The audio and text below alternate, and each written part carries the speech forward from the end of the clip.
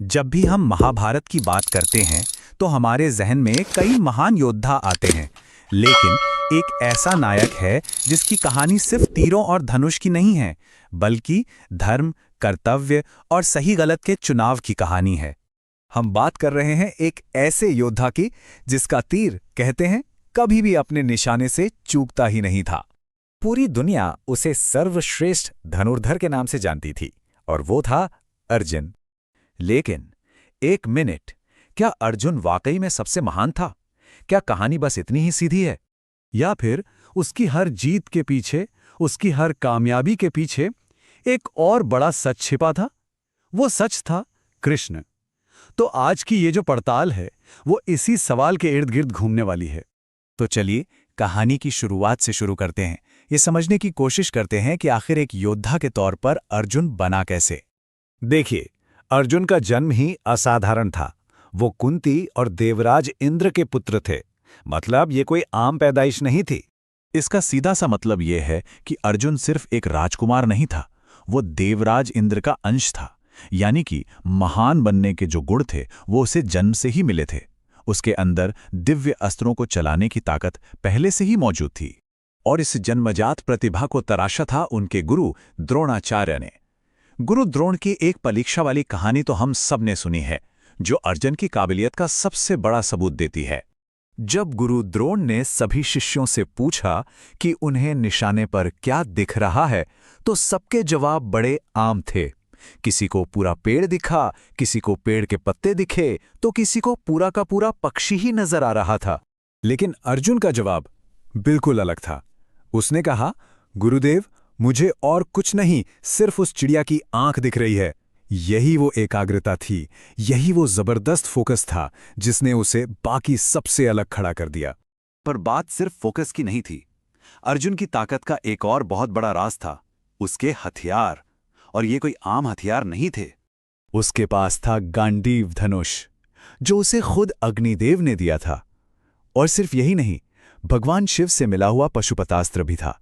एक ऐसा विनाशकारी हथियार जो अकेले ही पूरी दुनिया को खत्म कर सकता था। तो यहां एक सवाल फिर से उठता है, अर्जुन को महान बनाने में सबसे बड़ा हाथ किसका था? उसकी अपनी मेहनत और लगन का, उसके अनुशासन का, या फिर देवताओं से मिले इन दिव्य हथियारों का? अब अर्जुन की कहानी में उस शख्स की एंट्री होती है जिसने सब कुछ बदल कर रख दिया। हम बात कर रहे हैं कृष्ण की। देखिए, द्रौपदी के स्वयंवर में अर्जुन ने अपनी काबिलियत का सबसे बड़ा सबूत दिया। जरा सोचिए, नीचे पानी में मछली का प्रतिबिंब देखना है, वो भी घूमती हुई मछली, और ऊपर निशाना लगाकर उसकी आंख बेधनी है। ये एक ऐसा काम था जो लगभग नामुमकिन था, लेकिन अर्जुन ने वो कर दिखाया। मतलब ये वो अर्जुन था जो अपने हुनर के चरम पर था। लेकिन यही महान योद्धा जब कुरुक्षेत्र के मैदान में पहुंचा तो वो लड़खड़ा गया। सामने अपने ही परिवार वालों को, अपने गुरुओं को देखकर उसके हाथ से गांडीव छूट गया। वो पूरी तरह से टूट चुका था और कह रहा था, मैं अपने ही लोगों को कैसे मार सकता हूं? और बस ठीक इसी वक्त कृष्ण ने बागडोर संभाली। उन्होंने अर्जुन को समझाया कि ये लड़ाई किसी जमीन या राज्य के लिए नहीं है, ये धर्म की लड़ाई है।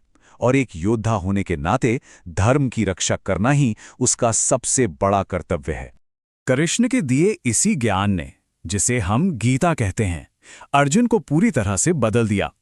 वो एक भ्रमित इंसान से फिर वही अजेय योद्धा बन गया जिसे कोई नहीं रोक सकता था।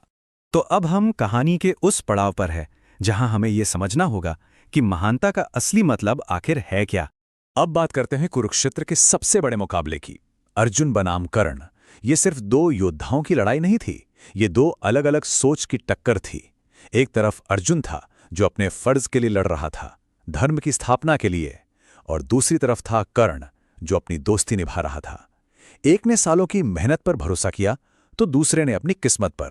और ये सारी बातें हमें फिर से उसी पहले सवाल पर ले आती हैं, क्या अर्जुन की महानता सिर्फ उसकी अपनी थी या कृष्ण के बिना वो कुछ भी नहीं था? शायद यही महाभारत का सबसे बड़ा सबक है। महानता कोई एक अकेली चीज नहीं होती, ये हुनर, कड़ी मेहनत और सबसे बढ़कर सही वक्त पर मिले सही मार्गदर्शन का नतीजा होती है। तो आखिर में सवाल यही बचता है कि क्या सिर्फ टैलेंट होना ही काफी है, या उस टैलेंट को सही राह दिखाने वाला एक गुरु, एक गाइड, उसके बिना वो प्रतिभा हमेशा अधूरी रहती है। ये एक ऐसा सवाल है